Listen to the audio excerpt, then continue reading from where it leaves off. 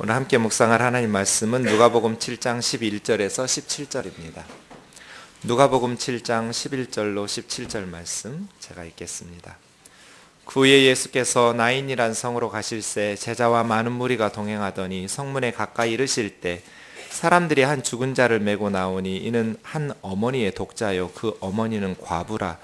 그 성에 많은 사람도 그와 함께 나오거늘 주께서 과부를 보시고 불쌍히 여기사 울지 말라 하시고 가까이 가서 그 관에 손을 대시니 맨 자들이 서는지라.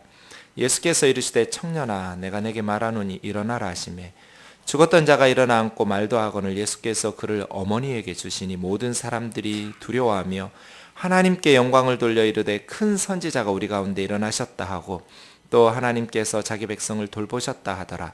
예수께 대한 이 소문은 온 유대와 사방에 두루 퍼지니라. 누가복음 네 번째 시간입니다. 인류의 가장 잔인한 원수는 죽음입니다. 죽음만큼 잔인한 폭군이 없습니다. 제가 목회하면서 가장 힘들었던 날이 2013년 7월 2일입니다. 그날 우리 집사님들에게 하나밖에 없었던 9살 난 주희라는 아이가 암으로 투병하다가 천국에 갔습니다. 우리는 과거로 돌아갈 수 없습니다. 그날 이전과 그날 이후의 삶은 완전히 달라졌습니다. 2년 반이 넘어가지만 하루도 그 아이로 인한 아픔이 없었던 날은 없었던 것 같습니다. 죽음만큼 잔인한 원수가 없지요. 오늘 본문 말씀이 또 그렇습니다. 우리 11절 같이 읽겠습니다. 시작. 그 후에 예수께서 나인이란 성으로 가실새 제자와 많은 무리가 동행하더니, 나인이라는 동네에는 갈릴리에 있는 나사렛 근처에 예나 지금이나 아주 작은, 지금은 네인이라고 부르는 도시인데요, 작은 마을입니다. 근데 저 마을의 이름이 나인은 기쁨입니다. 기쁨이라는 동네에 어울리지 않는 가장 비극적이고 슬픈 사건이 일어났습니다. 그런데 오늘 본문은 그 후에 제자와 많은 무리가 동행하더니, 저런 식으로 그 후에, 그 사건 후에라고 이렇게 언급해주면 오늘 본문을 그 앞에 있는 사건을 배경 삼아서 함께 묵상하라는 사인 같은 표지입니다. 앞에 나오는 누가복음 7장 1절에서 10절까지는 백부장의 종을 고쳐주시는 내용이 나옵니다. 이 백부장은 가버나움의 백부장이니까 로마의 휘하에 있는 백부장이라기보다는 헤롯 안디바 유대인 지역 통치 지역이거든요. 유대인 백부장인데 아마 이방인이었을 것입니다. 왜냐하면 본문에 보면 이방인인 나에게 오는 것을 부담스러워하는 사람이었거든요. 백부장의 종이 병들어서 죽어가고 있었습니다. 누가는 의사입니다. 이건 죽을 병이라고 판단했습니다. 그때 백부장이 유대 장로들을 몇 사람 예수님에게 보내면서 자기 병든 종을 고쳐주시기를, 예수님에 대한 소문을 듣고 요청하는 장면이 나옵니다.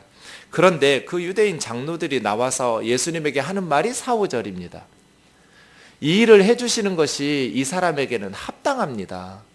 이 이방인이지만 이 이방인 백부장의 소원을 들어주시는 것은 너무나 합당한 일입니다. 왜냐하면 이 사람이 우리 민족을 사랑하고 우리를 위해서 회당도 지어주셨습니다.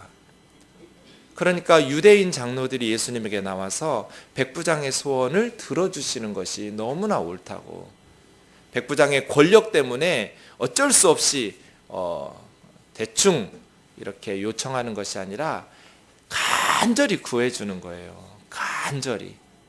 이방인이 요청인데도 불구하고. 왜냐하면 이 백부장은 유대인들을 사랑하고 회당까지 지어주는 그러한 좋은 백부장이었기 때문이에요. 그래서 예수님께서 6절에서 8절에 보시면 백부장들 고쳐주시겠다고 함께 가요. 백부장의 집으로 그 사람을 고쳐주시려고. 그런데 집이 멀지 않았는데 백부장이 다시 친구들 몇을 보내면서 주여 수고하지 마옵소서, 내 집에 들어오심을 나는 감당하지 못하겠습니다.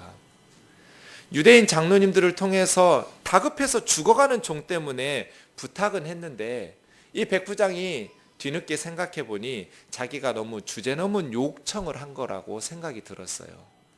오라 가라 할 수가 없는 그분처럼 하나님의 일을 하시는 예수님에게 내가 감히 우리 집으로 오라 마라 한다라는 것이 너무나 주제넘은 것이라는 생각이 들어서 내 집에 오지 말라고, 주여 우리 집까지 오시는 수고를 하지 마십시오. 내 집에 들어오시는 것을 저는 감당할 수가 없습니다. 그냥 말씀만 해주십시오. 원문에 보면 한마디만이에요. 한마디만 하시면 내 하인이 낫을 것으로. 엄청난 믿음이죠.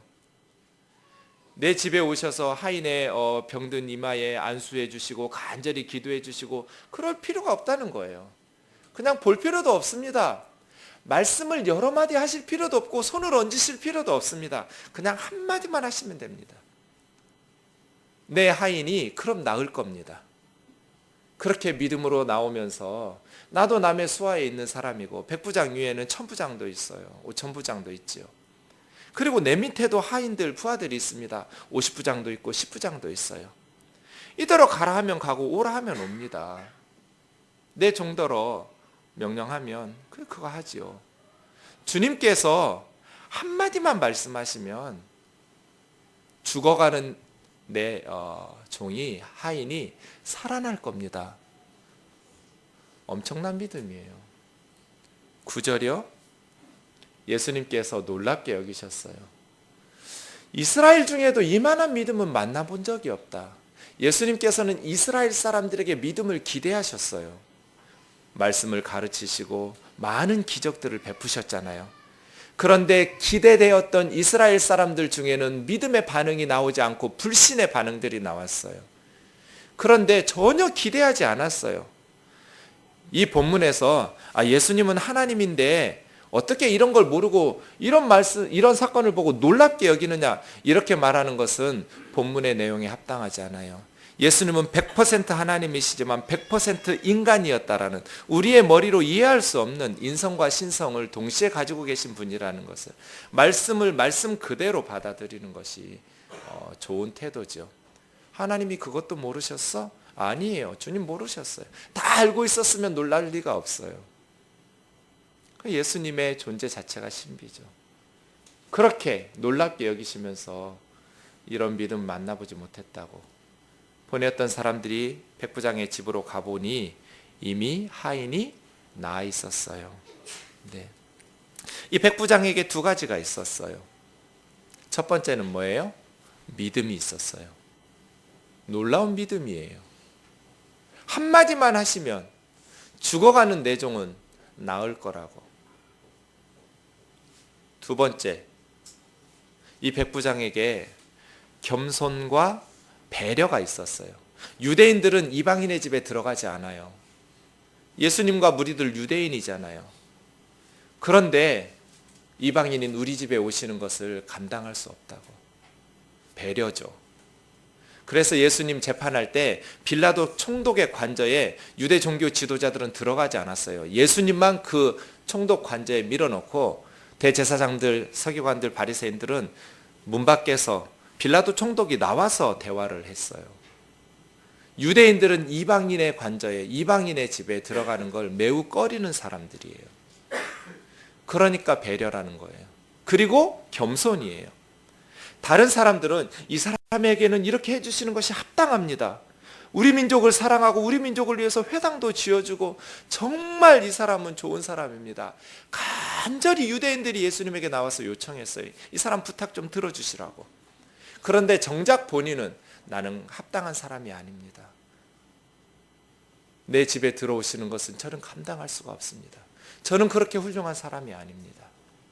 내가 당신들을 위해서 이렇게 많은 일들을 했는데 이렇게 거들먹거리지 않았어요. 그래서예요. 이 이방인 백부장, 믿음만 아니라 성품과 인격도 훌륭했어요. 겸손과 배려도 있었죠. 여러분에게 백부장의 믿음만 있으시면 안 돼요. 저와 여러분에게 이런 겸손과 배려도 있어야 돼요. 믿음과 함께 신앙의 인격이 겸비돼야죠. 그렇지 않으면 오히려 복음의 걸림돌이 돼요. 지난 주 중에 전직 대통령께서 처음으로 3년 만에 강의를 하셨어요.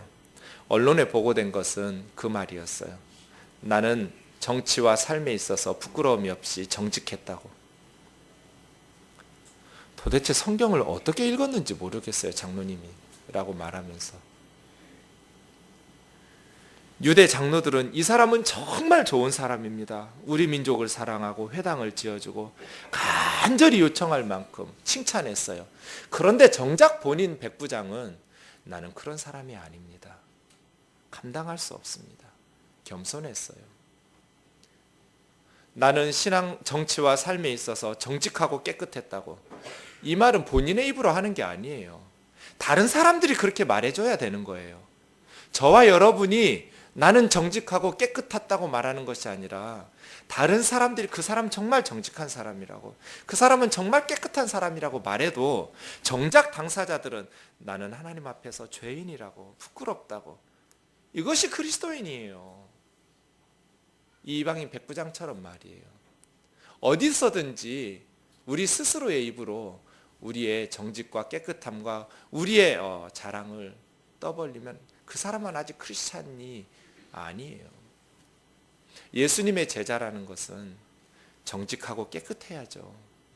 그러나 다른 사람들이 다 그렇게 말해도, 칭찬해도 정작 본인은 나는 주님 앞에서 죄인이라고, 난 부끄러운 죄인이라고. 그 사람이 크리스찬이고 예수님의 제자죠. 백부장처럼 말이에요. 놀라운 일이에요.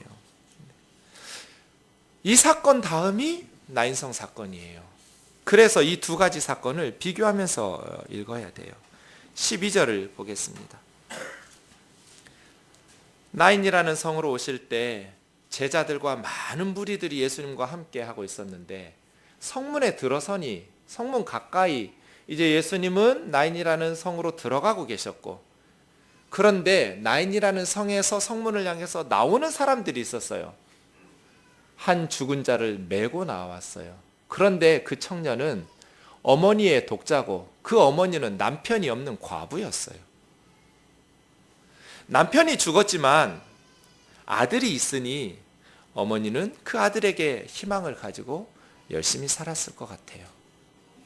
그런데 그 아들마저, 독자인 하나밖에 없는 아들이 죽었어요. 그 성에 많은 사람이 그 상여와 함께 따라 나오고 딱 맞닥뜨린 것이죠. 예수님의 무리와 상여의 무리가 성문 앞에서 만났어요. 백부장의 종이 죽을 병이었어요. 그런데 백부장은 포기하지 않았어요. 그래서 유대의 장로들을 예수님에게 보내서 간절히 요청했죠. 우리 집에 오셔서 살려달라고. 뒤늦게 그것이 주제넘은 것이라는 생각이 들어서 오시지 말라고, 그냥 한 말씀만 하시라고. 그런데 오늘 본문에는요, 어떤 사람도 예수님에게 이 죽은 청년을 살려달라고 요청하는 사람이 없어요. 이게 죽을 병이 든 사람과 죽은 사람의 차이예요. 죽을 병이 든 사람은 요청할 수 있어요. 살려달라고. 아직 죽지 않았으니까. 그런데 이미 죽어버린 사람은 누구도 예수님에게 살려달라고 요청하는 사람이 없어요. 이미 죽어버렸기 때문이죠.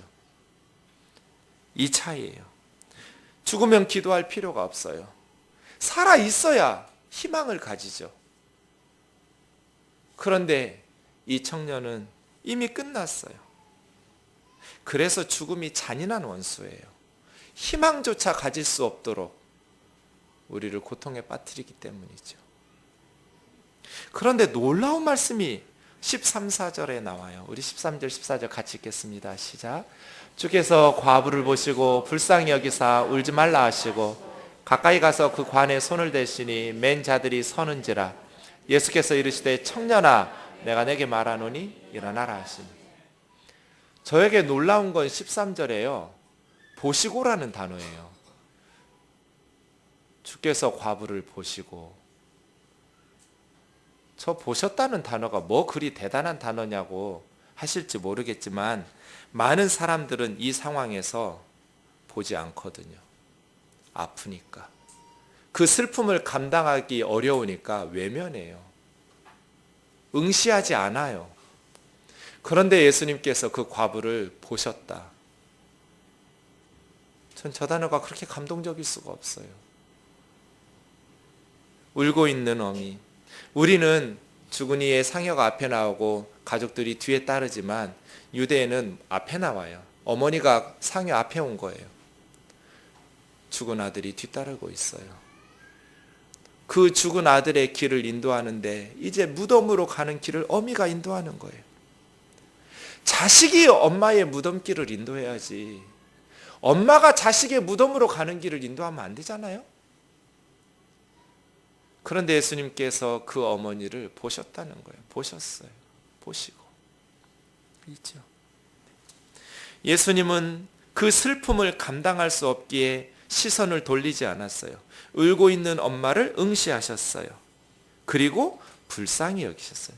불쌍히 여기셨다는 단어 앞으로 누가복음 하면서 몇 번 더 나올 텐데요. 우리가 잘 알고 있는 스프랑크나라는 거예요.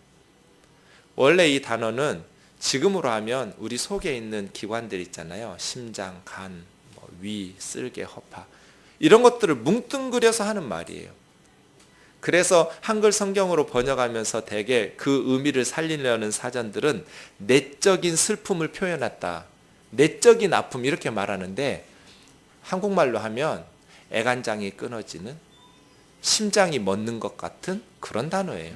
그런 어떤 내장 기관을 사용해서 슬픔을 표현하는 거죠.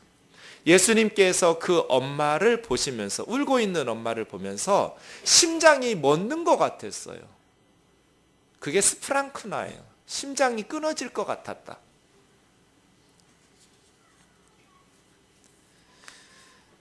그래서 이 단어가 동사로 돼서 불쌍히 여기다 이죠. 저는 우리에게 필요한 것이 이거 같아요. 너무 아프니까 서둘러 외면했던 시선들을 다시 아파하는 이들에게 주는 것.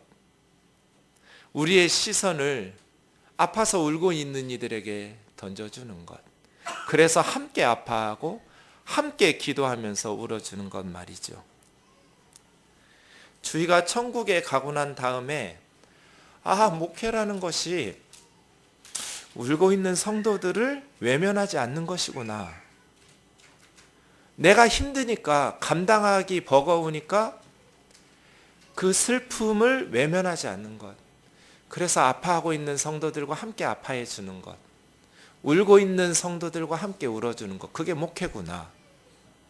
그걸 배웠어요. 제가 올해부터 청년들을 섬기고 있는데 제가 청년들에게 가장 먼저 가르쳐주고 싶은 것이 저 13절이에요. 보시고. 그래서 다음 주일 뛴돌 청년들은 안산에 있는 세월호 합동 분향소에 갈 거예요.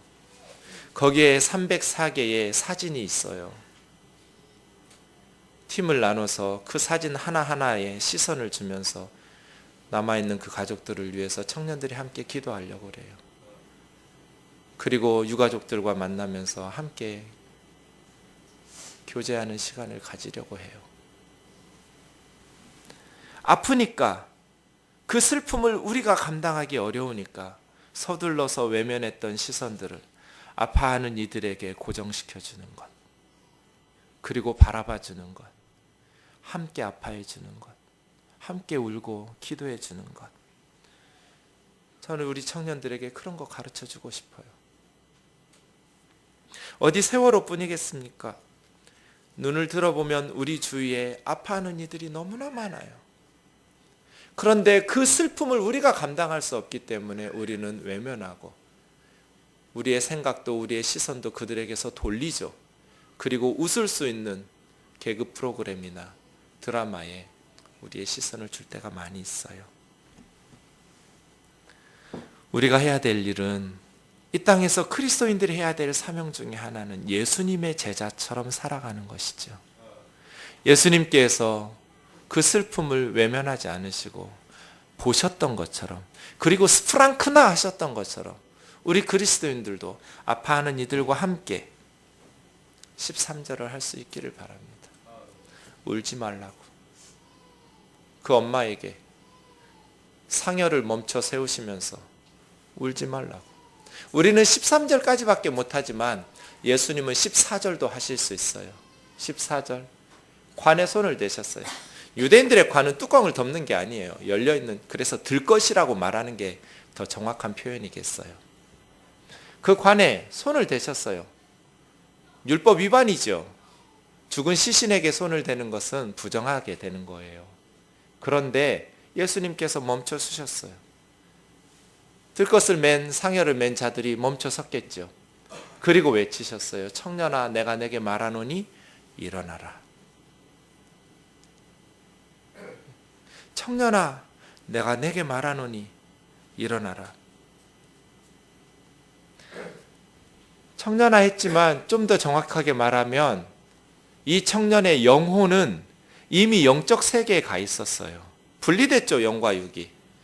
그런데 영적 세계에 가 있는 청년의 영혼에게 너 빨리 돌아오라고 얘기하신 거잖아요. 그렇죠? 지금까지 누구도 상여를 멈춰 세운 인물이 없어요, 이 인류 역사에.